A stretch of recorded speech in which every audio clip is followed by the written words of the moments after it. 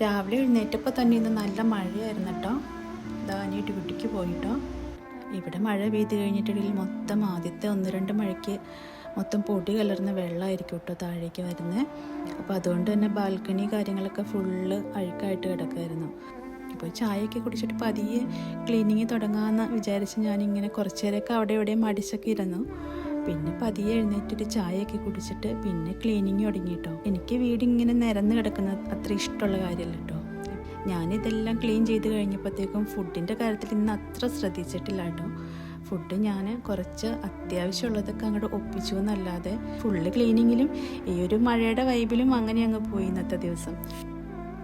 എൻ്റെ ജോലി തടസ്സപ്പെടുത്താനായിട്ട് ഒരാളിവിടെ വന്ന് മഴയുടെ ഫോട്ടോഷൂട്ടൊക്കെ തുടങ്ങിയിട്ടുണ്ട് കേട്ടോ. അപ്പോൾ ഇതൊക്കെയാണ് ഇന്നത്തെ മഴയുടെ വിശേഷങ്ങൾ കേട്ടോ.